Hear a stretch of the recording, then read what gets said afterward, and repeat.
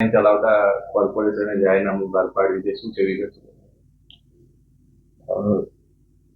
હાલમાં air quality index પ્રત્યે રાજ્ય સરકાર અને લોકો ખૂબ જ સજાગ અને જાગૃત બનેલ છે.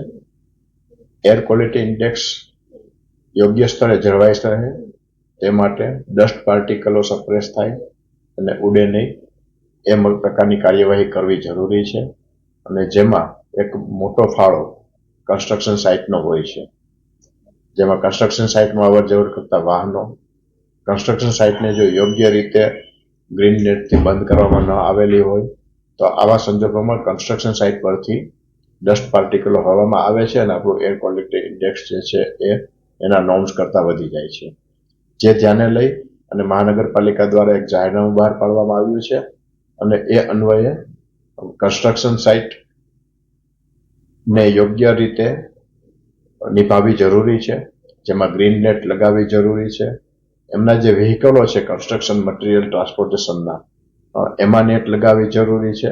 એ ઉપરાંત કન્સ્ટ્રક્શન સાઇટ પરથી રસ્તા પર આવતા વાહનોમાં ટાયર સાથે માટી ના આવે એ પણ જરૂરી છે.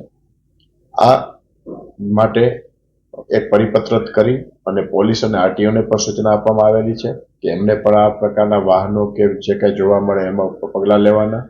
નડિયાદ મહાનગરપાલિકાના કોન્ટ્રાક્ટરો તથા અમારા ટાઉન પ્લાનિંગ ડિપાર્ટમેન્ટ અન્વયે જેને મંજૂરી આપવામાં આવે છે એ બિલ્ડરોને પણ અત્રેથી જાણ કરવામાં આવેલી છે અને 25,000થી વધારે દંડ પણ વસૂલ કરવામાં આવેલ છે.